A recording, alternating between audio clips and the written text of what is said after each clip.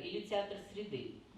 I'll just show you several of his productions, but he had a space called the Realistic Theater. Он работал в театре, который назывался реалистический театр.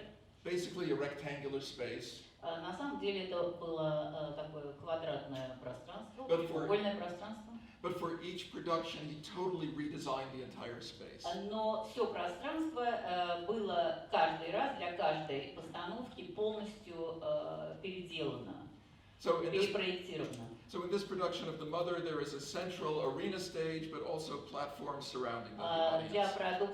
Для спектакля «Мать» там была внутри арена и места вокруг. This one for The Running Start, Razbeg, as you see, built this kind of ramp that circled up with the audience on both sides. Ну вот здесь вы видите рампу, которая построена, что аудитория находится с двух сторон сцены. This one for The Iron Flood. Это для железного потока. And this is kind of Сцена fascinating. была сделана вот таким образом для постановки железного потока. He built these sort of peninsulas into the audience. Он сделал как бы такие полуострова, которые внедрялись в зрительный зал. And the subject was basically a contingent of the Red Army during the Civil War was trapped. И идея была о том, что Красная Армия во время гражданской войны, она как бы вот попадает в такие тиски. When the audience entered the theater, there were people in the aisles, they were cooking, they were washing, they were just pretending they were in an army camp. В проходах были люди разные, которые там готовили, стирали, делали всякие обычные дела. The play unfolds, and at the end of the play, somebody comes out towards the front and looks, and he said, "Oh, our comrades are coming to save us." И люди, некоторые актеры выходили как бы вперед сцены и говорили: "О, наши товарищи пришли нас спасти." Of course, the comrades were the audience who И, конечно, actually эти товарищи были leapt up and публика, hugged the people on the stage, которые обнимали актеров на сцене и так далее. responded exactly as they were supposed to. И они отвечали, их реакция была такая, которая ожидалась. At any rate, he was a major figure, although for a while these productions were not known in the West, at Да, least. но, к сожалению, вот эти работы Ахлопкова, они, в общем, неизвестны на Западе. Now, if you truly want to immerse an audience, what better way than to put them in the center of a sphere? Да, если вы на самом деле хотите включить в действие аудиторию, что может быть лучше, чем поместить аудиторию внутрь шара? One proposal was from Andreas Weininger, also of the Bauhaus. И еще одна идея была тоже предложена архитектором стиля Баухаус. It never got beyond this sketch, so it's not exactly clear where the audience Ее was на going to самом be деле or how they would get there. не очень понятно, как это может быть на этом рисунке. More recently, relatively later at any rate, in the 1960s, В 60-е годы, значительно позже, French designer Jacques Polieri французский дизайнер Жак Полери made a series of models also for a theater in a sphere. Сделал целый ряд моделей для театра внутри сферы. But as you might imagine, if these are the audience, how do they get onto these platforms? Да, но вот представьте, как же людям туда взбираться на эти платформы публики. And more than that, how do they not fall off? Да, и как же оттуда потом не упасть. But the idea is fascinating. Но идея сама по себе захватывающая.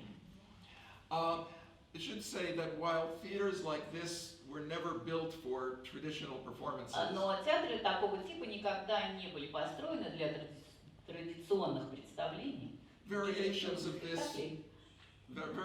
this wound up at World's Fairs or Disney World or things like Но that. вариации этого воплотились на различных всемирных ярмарках и в Диснейленде. In the early 1960s, artists who produced a kind of work called Happenings also experimented with immersive theater. В начале 60-х годов те художники, которые стали делать так называемые хэппенинги. This one called American Moon by Robert Whitman. Вот это была постановка Роберта Уитмана «Американская луна». Actually, can we go back It started with the audience in sort of these little individual caves. Вот аудитория, публика стояла в таких как бы маленьких пещерах. And there was a sheet of plastic in front of them with pieces of white paper on И them. там перед ними были такие как пластины с белой бумагой. And with movies being projected on them. И туда такие экраны, на которые проектировалось кино, сцены из фильмов. And then these screens were lifted up and the audience all came out into the middle. Потом поднимались все вот эти отдельные экранчики, и аудитория оказывалась внутри. And things were happening above them. Действо само проходило вот над ними. Probably the most influential figure in the second half of the 20th century was the Polish director Jerzy Grotowski.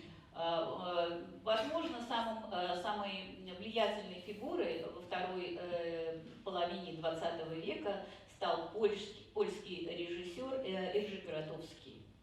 Together with his designer Jerzy Górowski, вместе со своим сценографом Jerzy Górowski, they created a series of very intimate productions. Они сделали целый ряд очень таких интимных постановок. So for a production of Faust, Например, это была постановка Фауста. an audience of about a dozen people, maybe 15, И аудитория составляла, может быть, 12-15 человек. sat within the space at a banquet table. И они сидели там за столом, вот там вдали. And the performers sat among them or were moved on the table. И люди двигались по этому актеры двигались по этому столу или под столом. And as you see in this one of Cordion, they're in a hospital and the audience is sitting on hospital beds. Да, а здесь вы видите такого же типа постановка, где зрители сидят на госпитальных кроватях. In almost every production that Grotowski did in the 1960s, he reimagined the space and was very concerned with the relation of the space, the performers, and the audience. И во всех постановках того периода Гротовского очень волновала позиция, физическая позиция актеров, публики и взаимодействие между актерами и публикой. At about the same time, Polish director Tadeusz Kantor И примерно в то же самое время польский режиссер Тадeusz Kantor was also working in what we might call immersive theater. тоже работал над тем, что можно назвать иммерсивным театром. Here he is conducting the ocean or the sea, it's the Baltic Sea, and the audience is Здесь вы sitting on видите beach сцену, chairs. в которой он как бы дирижирует Балтийским морем. But here is another production similar to what Grotowski was doing. И сейчас вы видите некий спектакль, который похож на то, что делал Гротовский. Moving to the United States. Да, передвинемся в Соединенные Штаты. In the late 1960s, the American director and theoretician Richard Schechner, you see there, В конце 60-х годов американский режиссер и теоретик Ричард Шехнер, drawing on all of these examples that I've just given you and more, основываясь на всех тех примерах, которые я вам привел и даже более, coined a new term which is called environmental theater. Он определил внес новый термин, создал новый термин, который он назвал театром среды, environmental, театр окружающей среды. Not because it had anything to do with ecology or the environment, На самом деле это ничего общего не имело с окружающей средой в традиционном понимании, как природа. but because it had to do with the theatrical environment. А имело это дело с театральной средой. By coming up with that term, he created a name. Когда он сформулировал это название, когда он сформулировал это понятие, он создал название. And as we know, once something is named, it becomes visible. И, как вы понимаете, когда что-то названо, оно приобретает некую образность. And now what had been a long theatrical tradition became a movement. Да, и потом оно становится, как было принято, неким движением в театре. In the United States, recognition or awareness of this movement was facilitated by Schechner's rather scandalous production of a play called Dionysus in '69.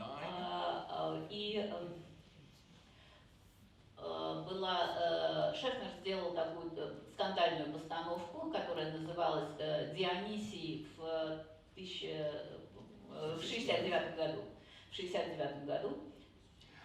Which was based on Euripides the Bacchae. Который в основе этой постановки была пьеса Еврипида Бакханки. And his company was called the Performance Group. Его театр назывался Performance Group, да, группа актеров, театральная группа. It was scandalous in part because there was nudity, there was orgiastic scenes. Скандально, потому что они играли обнаженными, и там были вот такие откровенные сцены. But also, it was totally new for the time. Но что было абсолютно новым для того времени? The set this was built in what had been an old factory, small factory. Это действие было поставлено в старой фабрике, заброшенной фабрике. They built wooden scaffolds around most of the walls. Там были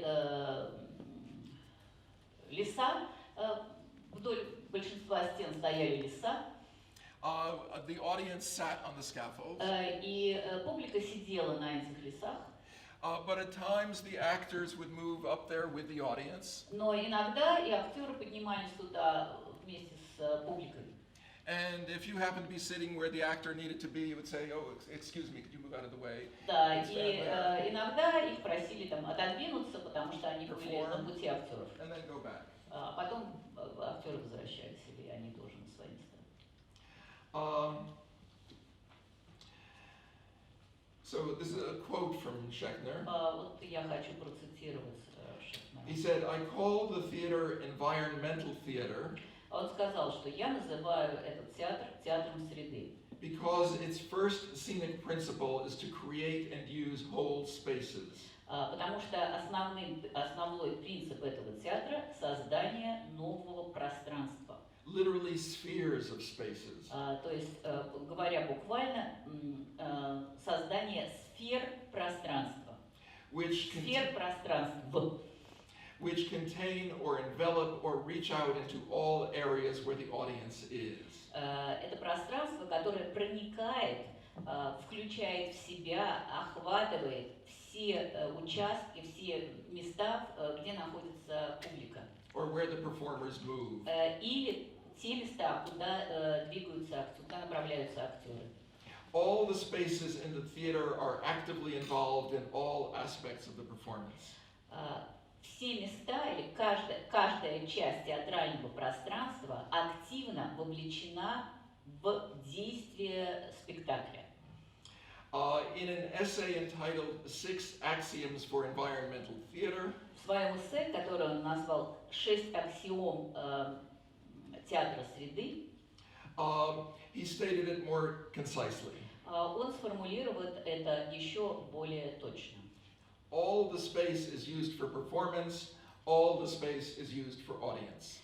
Он сказал так: все пространство используется, все пространство задействовано в спектакле, все пространство задействовано публикой или используется доступно для публики.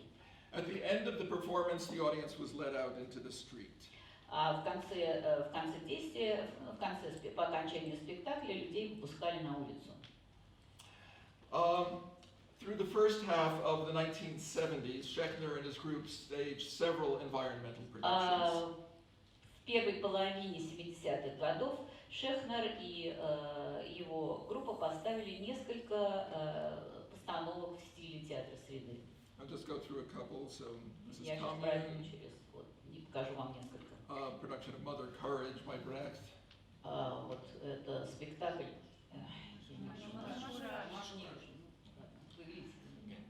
And influenced by him, or in Europe, more influenced by Grotowski. И под его влиянием, а в Европе, может быть, это было в большей степени влияние Гротовского. Similar productions began to proliferate. Стали появляться подобные постановки. Among the most important is Ariane Mnouchkine of France. Одна из наиболее важных – это постановка Мнушкина.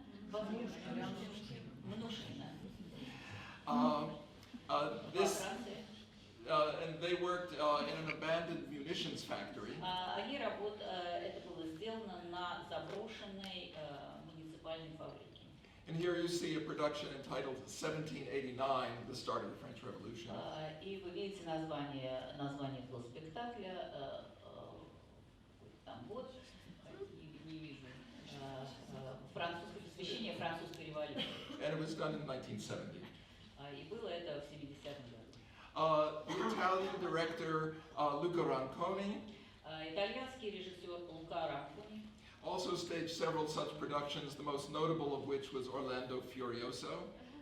И также поставил несколько таких спектаклей. Одна из наиболее постановок известных это Орландо Фьюриоза. And as maybe you can see, actors were often on these kind of horses that moved through the middle of the audience. И вы видите там актеры, которые двигаются на лошадях прямо в середину публики. And the audience had to get out of the way. И публике нужно отойти, пропустив их.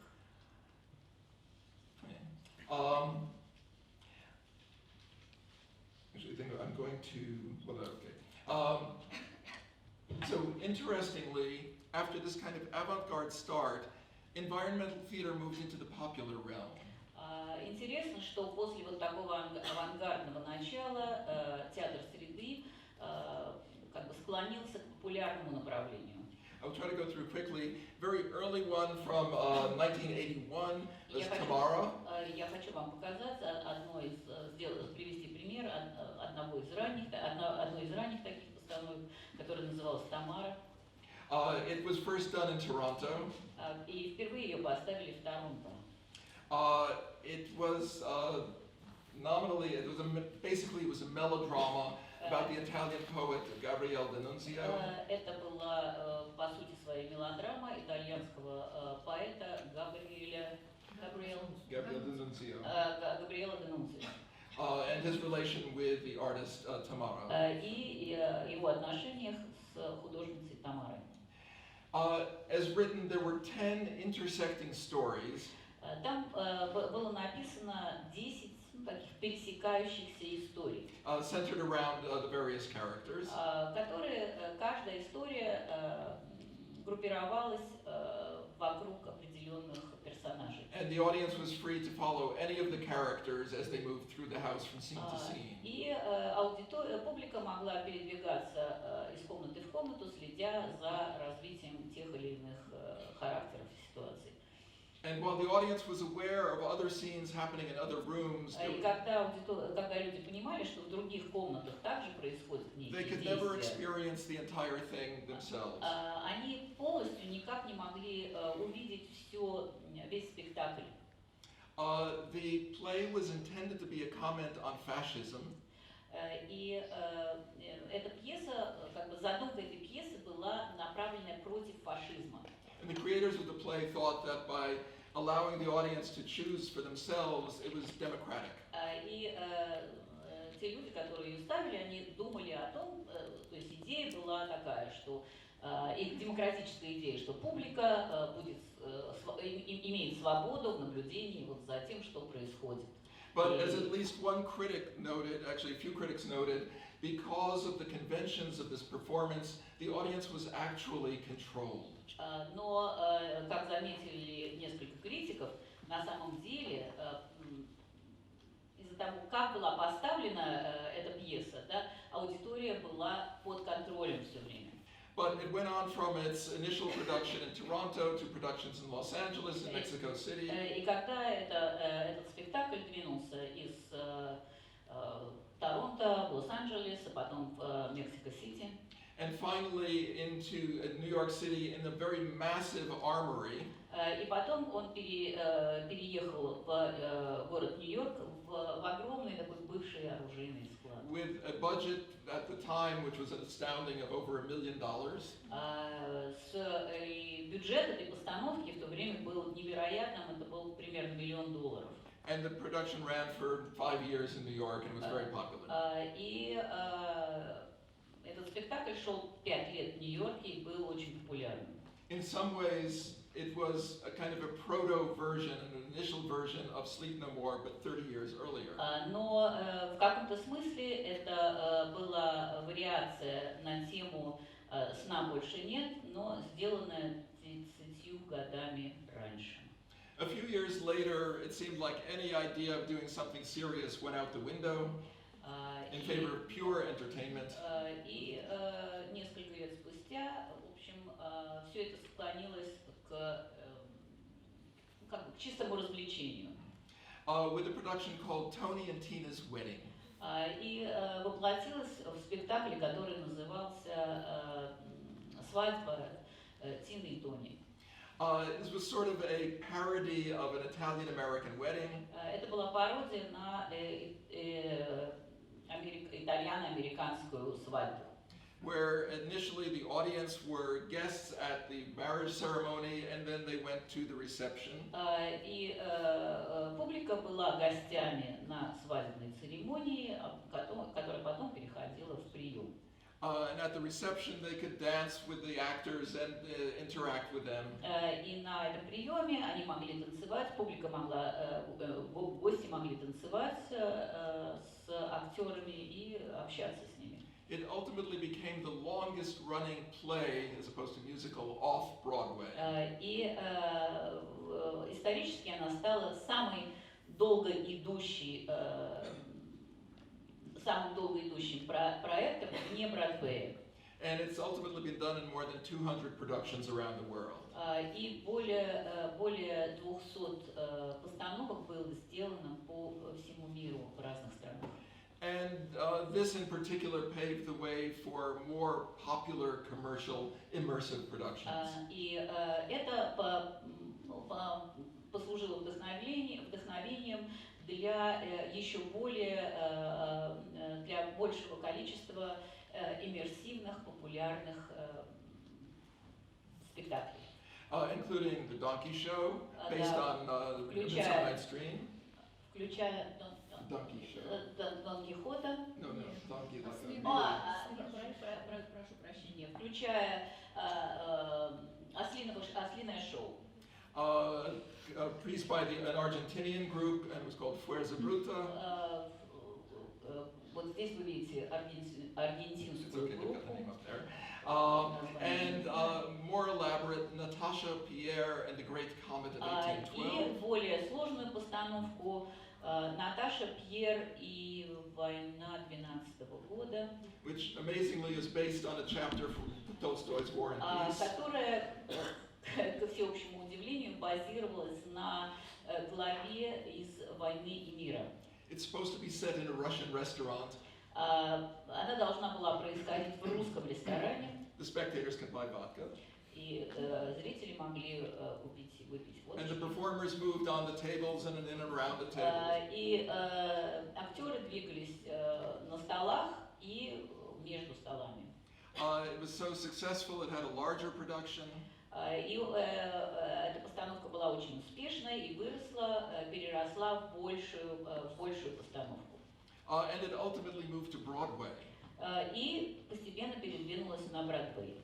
But there it encountered a certain problem. How do you do immersive theater in a very traditional Broadway theater? И дальше возникла проблема, как поступать в иммерсивном театре на традиционной бродвейской сцене.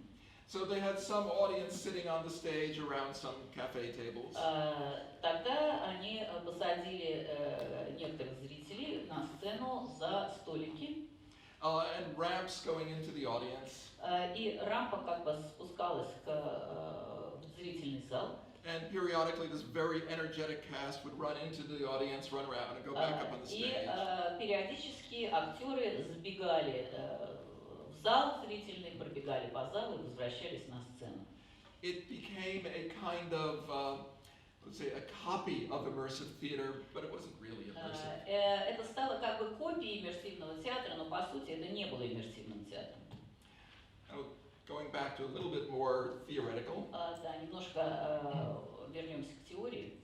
As you may know, the modern use of the term immersive came in regard to computer technology and gaming. Как вы, наверное, понимаете, что само понятие иммерсивной или иммерсивности, оно восходит к компьютерным технологиям и к компьютерным играм. And if you think about it, computer gaming is in some ways analogous to immersive theater. Если подумать об этом, то компьютерные игры это нечто сопоставимое с иммерсивным театром. It often involves a player functioning as a character, moving through narrative space. Потому что эта игра вовлекает зрителя или играющего, да, в действие, и он должен представить себя и действовать на месте персонажа. Making decisions that will ultimately affect the outcome of the experience. И он должен принимать решения, которые влияют на ход этого опыта и на ход игры. One of the first uses of the term immersive in relation to theater came from a British scholar with the odd name, Baz Kershaw. И одно из наиболее точных определений иммерсивного театра дал британский ученый Баз Кершоу. And in a book in 1999, he argued that the traditional theater building was no longer a valid structure in the postmodern world. И в своей книге «Радикализм, наверное, в постановке, радикализм в спектакле», он рассуждает на тему, что традиционное театральное здание больше не подходит для постмодернистского мира. He declared that in order to empower an audience, Он утверждал, что для того, чтобы дать импульс или в аудитории, дать импульс публике, we need, this is a quote, an aesthetics of total immersion in performance through which spectators become wholly engaged in an event. Он говорил, что для того, чтобы создать эстетику иммерсивности, придать эстетику иммерсивности действию, мы должны включить зрителей в это действие. In which they, as it were, inherit a complete environment. И они как бы унаследуют, они берут в себя вот всю окружающую среду. For me, at least, immersive theater should be something more than simply surrounding the spectator within a scenographic spectacle. Но для меня лично иммерсивный театр это нечто большее, чем просто включение внутрь действия зрителя. It should involve an emotional and psychological engagement. Потому что нужно, чтобы зритель был эмоционально и психологически вовлечен в это действие. So intense and so complete that the spectator loses any self of attachment to the quotidian world. И это должно быть настолько интенсивно и настолько глубоко, чтобы зритель потерял ощущение связи с реальностью. It should be, in fact, something like Nietzsche's concept of the Dionysian. Это должно стать неким подобием ницшеанской концепции Дионисия. Nietzsche described the Dionysian as being characterized by the loss of self. Ницше описывал Дионисия или концепцию Дионисия как потерю собственной идентичности, как человека, который теряет собственную идентичность. He used a Latin phrase saying it was the collapse of the principium individuationis. Он использовал латинское определение понятие потеря чувства индивидуальности. Which basically means the loss of having a sense that you are an individual. То есть, то, что я сказала, это потеря индивидуальности. But here we face a conundrum. Но вот сейчас мы сталкиваемся с противоречием. A spectator at, say, the opera Например, зритель в опере can sit in the farthest row of the highest balcony может сидеть очень далеко на балконе, на самом дальнем ряду. and can still be emotionally totally immersed in the world of the opera. Но, тем не менее, полностью быть вовлеченным в оперное действо. Oblivious to everything around them, И забыть обо всем, что вокруг него. while spectators at a so-called immersive event can be emotionally disengaged and totally aware of everything around them. В то же самое время зритель во время так называемого иммерсивного спектакля может не быть полностью вовлеченным в действие, а прекрасно осознавать и понимать, видеть, что происходит вокруг него. Stanislavski supposedly said that in his production of The Three Sisters, he wanted the audience to feel as if they were guests at the Prozorov household. Станиславский сказал, когда он делал свою постановку «Трех сестер», он сказал, что он бы хотел, чтобы зрители, чтобы публика чувствовали себя гостями в семье Прозорова. If he was successful at that goal, does that make his production immersive, even though it was on a traditional proscenium stage? Если он преуспел в достижении этой цели, то делает ли это его спектакль иммерсивным, даже в традиционном, когда он играется на традиционной сцене? Okay, returning to Sleep No More. Да, вернемся к спектаклю «Сна больше нет». It created a total environment Он создал такую среду вокруг себя. Each room was complete. There were no gaps where one could see backstage. Каждая комната была полностью сделана, и там не было никаких промежутков, где бы можно было увидеть заднюю часть сцены. All the traditional elements of scenography were not visible. То есть не было видно традиционных элементов сценографии. The spectators are all given identical masks, which you can see there. Всем зрителям выдавались одинаковые маски. The intention being to eliminate the individual. Потому что идея была уничтожить, скрыть индивидуальность. They are taken up, in this case, they're taken upstairs in an elevator where they're released a few at a time on each floor. Зрители поднимали наверх туда на лифтах, всего по несколько человек на каждый этаж. From this point on, they are free to wander and explore as much as they want over the next 3 hours. Поднявшись туда, они могли там обследовать то место, куда они попадали, и походить там в течение 3 часов. They can open drawers, look at things on shelves, read letters left on desks. Они могли открывать ящики, шарить по полкам, читать письма, которые там оставлены были на столах. And of course, throughout they will encounter performers enacting scenes, and they can follow these performers running through the corridors.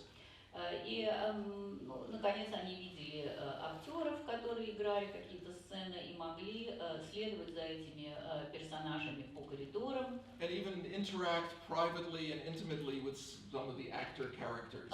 И также взаимодействовать, как-то общаться частным образом с актерами или персонажами, с актерами, персонажами пьесы. So if this is what we think of as immersive theater, there are two essential characteristics. И если говорить о том, что вот это и есть иммерсивный театр, то там есть 2 основные характеристики. One is a total performance environment, usually constructed in a found space. Это первое, что среда для спектакля, она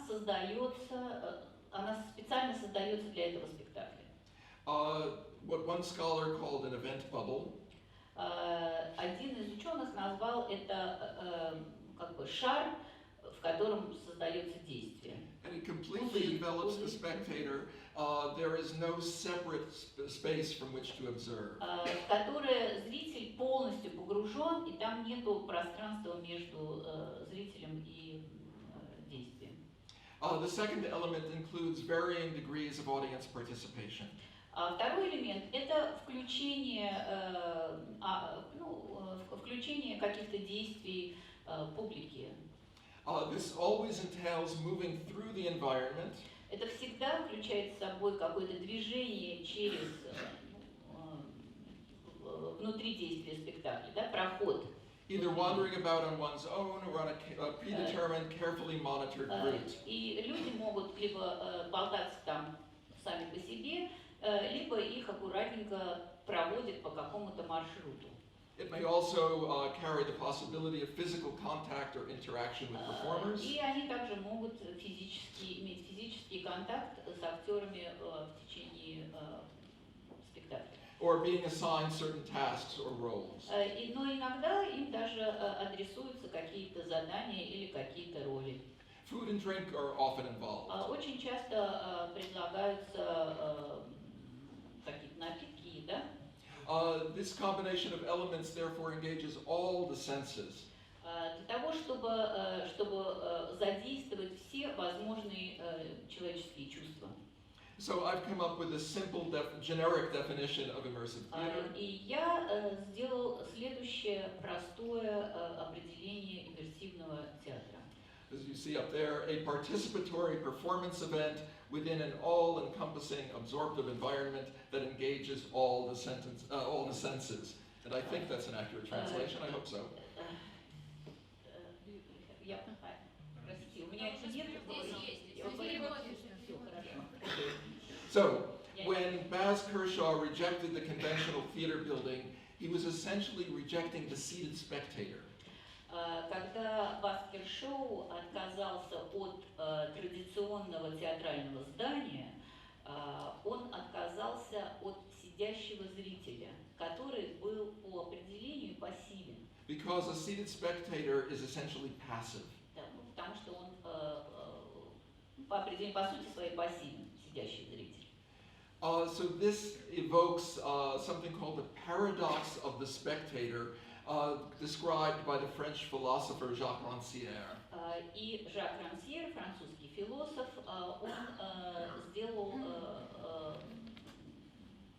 он сказал о том, что это как бы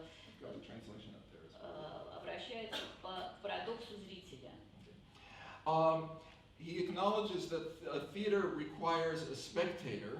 Он признавал, что театру нужен зритель. But to be a spectator is usually considered a bad thing. Но быть просто зрителем – это плохо. Because, he says, viewing is the opposite of knowing. Потому что он говорил, что наблюдение, да, или смотрение спектакля – это противоположно пониманию, знанию, узнаванию. He goes on, it is the opposite of acting, by which he doesn't mean acting on a stage. Да, это противоположно действию. The spectator remains immobile in her seat, passive. И зритель остается неподвижным и сидит пассивно на своем месте. Spectators, he concludes, can neither know nor act.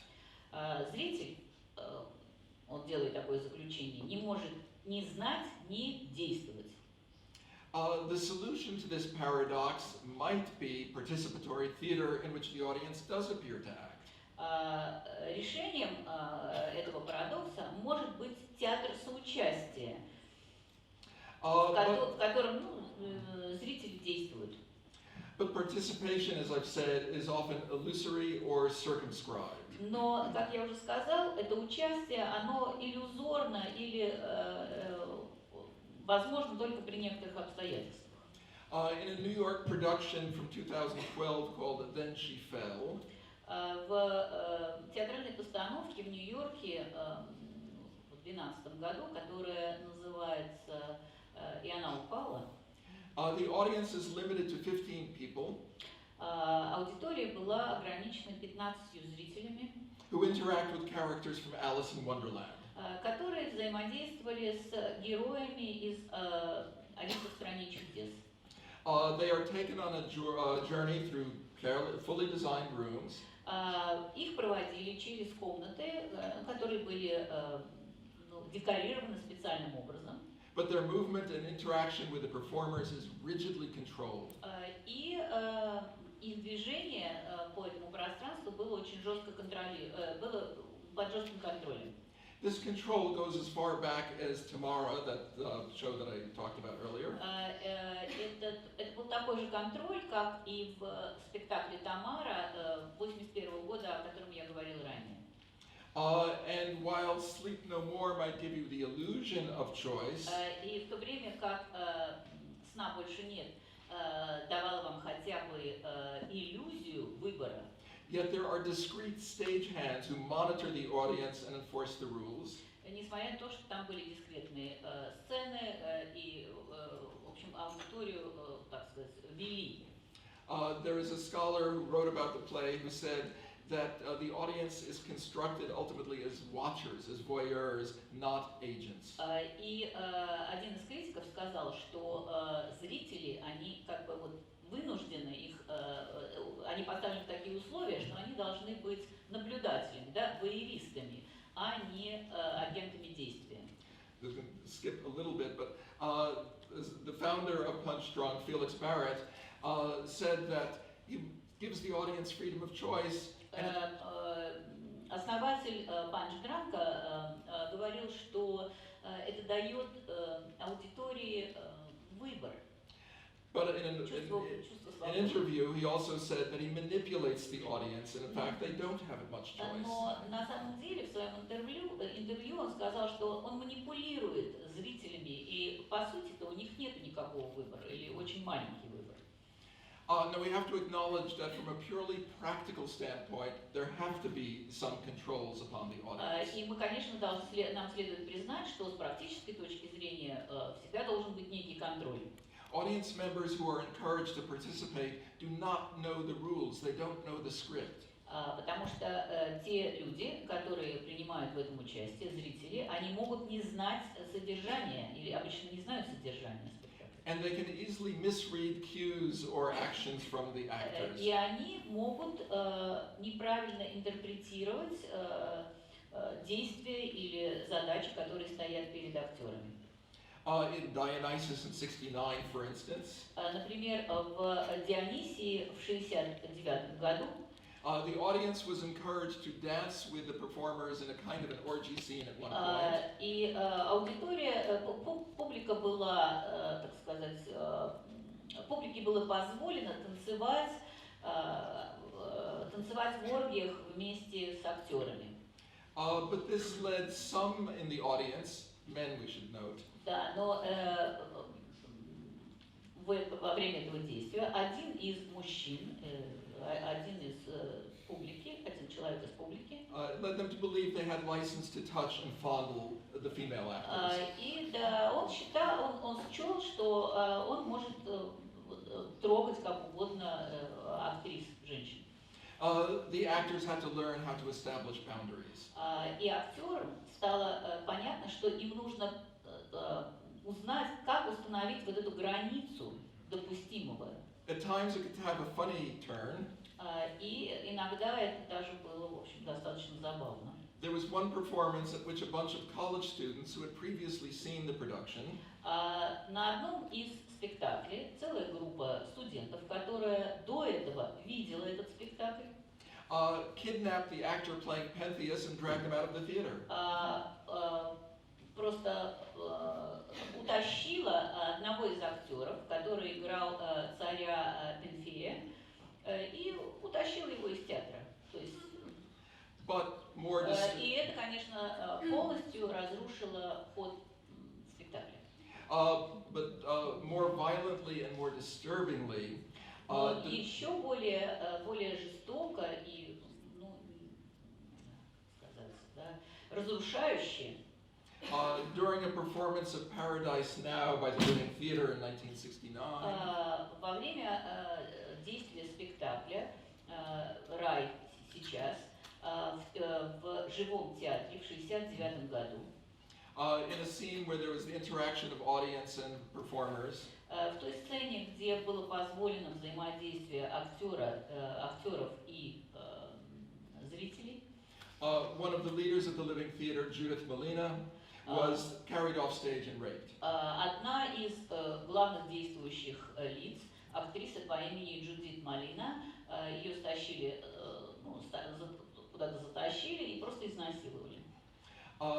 Try to get through a little more quickly. All the productions I've been talking about so far have spectators, plural. Да, но как вы видите, все постановки, о которых я говорила, там были зрители. But a different kind of immersive theater involved a solo tour. Но есть еще один тип спектакля, который называется спектакль для одного человека, да? Тур для одного. One of the first people to do this was a poet and performance artist named Fiona Templeton. Первая, кто стал делать такие проекты, была поэтесса и актриса по имени Фиона Темплтон. And in 1988 she created a piece called You, the City. И в 1988 году она сделала проект, который назывался «Ты, город». In this, participants were taken one at a time. Это был проект для одного участника, для одного зрителя. On a 2-hour journey through about 15 spaces in Midtown Manhattan. И заключался он в том, что зрители проводили через 15 мест на Манхэттене. Both public and private. Это были как общественные места, так и какие-то частные. Including at one point being pushed into the back seat of a car and being driven off. И даже был такой момент, когда зрителя заталкивали в машину и везли куда-то. In each production, in each location, the tourist met somebody who seemed to know a lot about you. И в каждом месте зритель встречался с кем-то, который, казалось, знал много о нем, о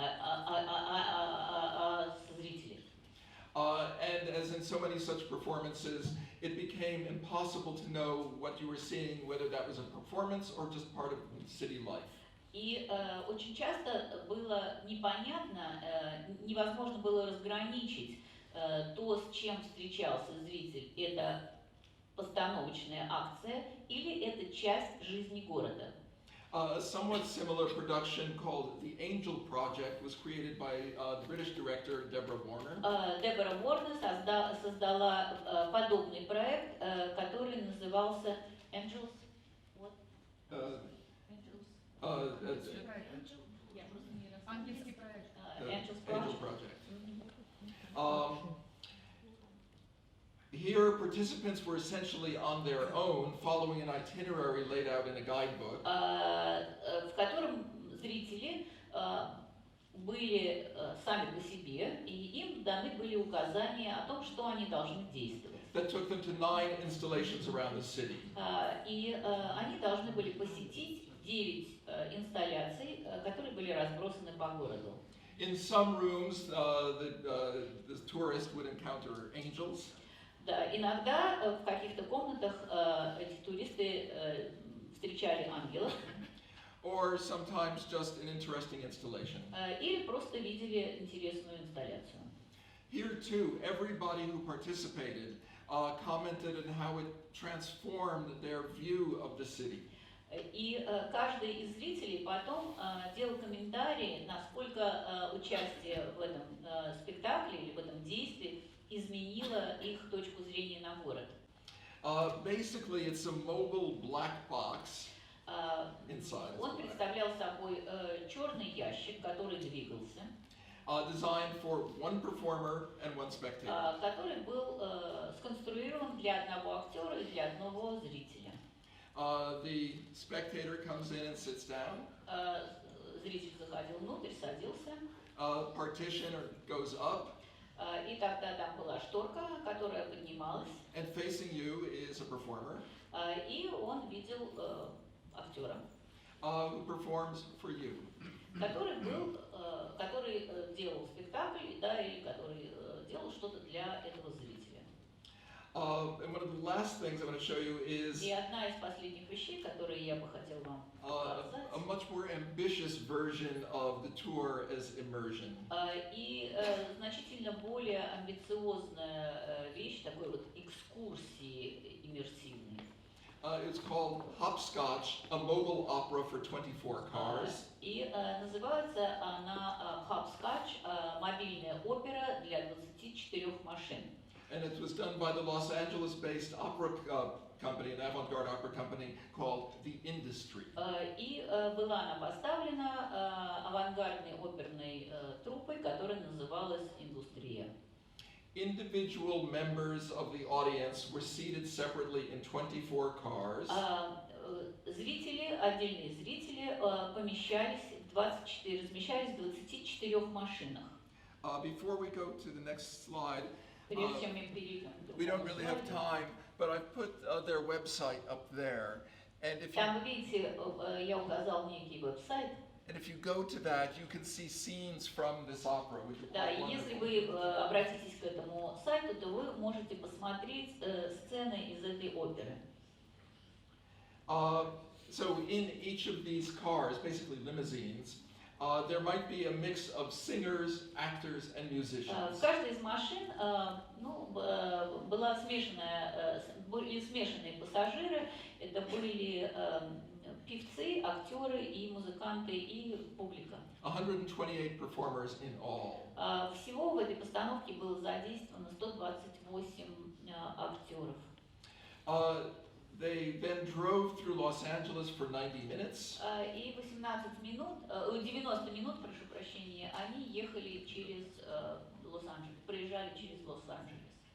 Sometimes changing cars, sometimes stopping and getting out at various sites to see various activities. Иногда машины останавливались, люди пересаживались из одной машины в другую в разных местах для разных типов действий. But you might be sitting in a car and next to you might be a musician and then somebody on the other side of you singing. Вы можете сидеть в машине, рядом с вами может быть музыкант, а с другой стороны может сидеть человек, который поет. As in so many of these kinds of productions, there were 3 separate routes. So depending on which route you took, you couldn't take in the entire production. И так же, как во многих из таких постановок, было продумано три маршрута, но когда вы едете в машине, вы можете видеть или участвовать только в одном из маршрутов. And a larger collective audience, because they couldn't take too many people on this tour. Они не могли сделать это для большого количества публики. Could sit in this central location and watch the performance unfold in all of the cars on a live stream video. Но часть публики могла просто сидеть и наблюдать за тем, что происходит в режиме живой трансляции. Final example. И The last example. последний пример. This is from 2005 Это пример 2005 года by the German company Rimini Protocol. Немецкой компании, которая называлась «Протокол Римини». And the title is Calcutta, which is kind of a pun on Calcutta. Да, это такая игра слов, да, позовите Куту или да, Калькута. Calcutta in a box. Да, Калькута в коробке, в ящике. In a way, this production kind of answers my question from Wednesday on how we do site specificity in a digital world. На самом деле это адресовано к моему вопросу, который я задал в среду, что такое сайт-специфик в цифровом мире? Какая особенность в этом явлении? The participants, and there were several at one time, became tourists. Участники этого проекта, они становились туристами. Individually guided on a tour of Berlin, receiving instructions over headphones. I'm sorry, over a mobile phone. Значит, участники этого тура были отдельные люди, которые получали инструкции, инструкции или гид по Берлину, которые они получали на свои индивидуальные телефоны. However, the people giving the instructions are calling from Calcutta. Но люди, которые давали эти инструкции, звонили как бы из Куты. Reading from a script, they have never been in Berlin. Исходя из того, что они сами никогда не были в Берлине. I don't know if it's the case here, but certainly in the US and many places, if you call for technical support for your computer or whatever, you are basically talking to somebody at a call center in Calcutta. Yeah, here is the same. So that's what this is В based Нью-Йорке, on. так же как здесь, да, сейчас образовались такие колл-центры, куда вы звоните, вы просто разговариваете, а люди могут быть и не в вашем городе, а вообще где-то, где угодно. So I just want to read to you a description of this written by the German composer Heinrich Goebbels, who experienced this. Я хочу вам сейчас прочитать определение композитора и режиссера Гейнера Геббельса, который описывает этот опыт. He talks about the paradox of a woman explaining the route through Berlin. Он говорит о парадоксе, в котором женщина описывает, Although she has never been in Europe before. описывает путь по Берлину, принимая во внимание, что она там никогда не была, в Европе вообще не была. She shows me the rails between trees and bushes where the trains left for Auschwitz. Она, например, показывает путь по железной дороге, да, между деревьями и кустами, как идет поезд, который отправляется в Аушвиц. Or she conveys some very important experiences regarding urban development while strolling through Potsdamer Platz. Или она описывает тот опыт, ссылаясь опыт прохода через площадь, Потсдамскую площадь. Only at the end of this guided city tour, только в конце вот этого ведомого таким образом тура по городу, in a shop window of the mobile phone company sponsoring this performance, в витрине магазина, в котором продаются мобильные телефоны и которая спонсирует этот проект, I see the image of a young woman in Calcutta as a live stream on a computer screen waving me goodbye. Я вижу образ этой молодой женщины, которая находится в Калькутте и общается со мной посредством компьютера и прощается со мной, да, говорит мне до свидания. I think of this in some way as analogous to the concept in quantum physics of action at a distance. Я бы сравнил это с примером из квантовой физики, действия на расстоянии. Here we have specificity without locality through digital communication. Потому что у нас здесь есть специфичность без привязки к месту посредством цифровой коммуникации. I think in the interest of time and maybe to allow some questions, I will end there. Я, наверное, вот здесь закончу, потому что время, которое я оставлю на вопросы. But I want to end with one last image. I began with an image of something called pool play, where you might have seen, everybody sitting around the Но я бы pool. хотел показать вам еще одни фотографии, которая называется «Пьеса в бассейне» или в воде.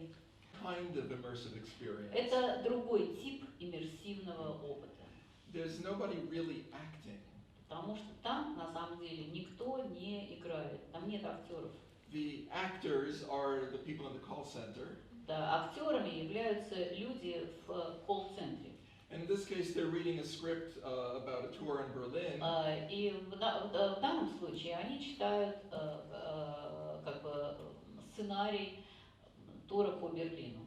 Well, at other times, they're reading a script about how to fix your computer. Да, в другой раз они говорят вам о том, как починить ваш компьютер. If there is acting on their part, it's trying to pretend that they are not in India. Да, то есть они действуют таким образом и стараются как бы притвориться, что они не находятся, да, хотят показать нам, что они не в Индии, а где-то там в другом месте. Actually, in the last couple of pages that I cut, Да, на последних страницах, которые вот я как бы One of the things опустил, I raise is the idea of how much distance is needed to experience a performance.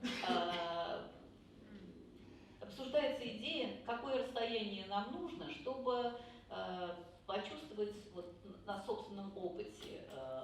By which I don't necessarily mean physical distance, but a kind of an aesthetic distance. Я не имел в виду физическое расстояние, а может быть эстетическое And I think расстояние. for it to be theater, you can't eliminate it completely. И мне кажется, что вот для того, чтобы это было театром, нельзя это отодвигать полностью. Well, that's why some of the immersive Или отказаться performances от этого that полностью. take place in cities, and you wonder, is that an actor or is that just somebody on the street? Но это так же, как когда действие пьесы или спектакля происходит в городе, и вы на самом деле не понимаете, это человек с улицы или это актер. Because all the clues that we usually use to say, oh, that's an actor, Потому что есть ключи, которые мы используем, да, для того, чтобы понять, что вот это и есть актер. are missing. А они просто отсутствуют. Спасибо. Ну, с Римини протокол понятно. Мы, на самом деле, здесь аудитория, которая в основном знает Римини протокол, там, и кто-то и Калькутту в том числе видел, там, я, например, видела в Хельсинки. Но вопрос, да, понятно, что они не работают с актерами, и у них да, по-другому это сделано. А вот когда все-таки мы сталкиваемся с такими примерами, там, как Sleep No More и другими, вот вчера Джей Эда Райза как раз говорила, что техника viewpoint часто используется в такого рода спектаклях. Вам кажется, она решает эту проблему, когда все-таки актеры играют, а не там, это какой-то документальный история какой-нибудь. So I mean, I'm asking if you suppose that viewpoint could solve this problem when we deal not with a documentary as a Rimini protocol and using real people as actors, but when we deal with actors in such kind of classical pieces as Sleep No More and whatever, is viewpoint a kind of technique that is solving this or not? I don't think so. Я так не думаю. In that, I mean, viewpoints is something that seems to be very useful for actors. Мне кажется, что есть что-то, что очень полезно для актера. It allows them to have or to learn sort of a new relationship of themselves to the surrounding space. Потому что это позволяет актерам почувствовать, да, научиться новым отношениям, как со зрителем, так и с пространством. But at least in all the examples that I have seen, Но во всяком случае во всех примерах, которые я видел, it is employed in the production of scripts, of plays. да, это все включено в сценарий. And so it becomes another technique, whether the Grotowski technique. Да, это просто становится другой техникой, это техника Гротовского или техника Станиславского. It gives the actor another tool for trying to deal Это дает актеру новый инструментарий, with space in today's world. как общаться с пространством в современном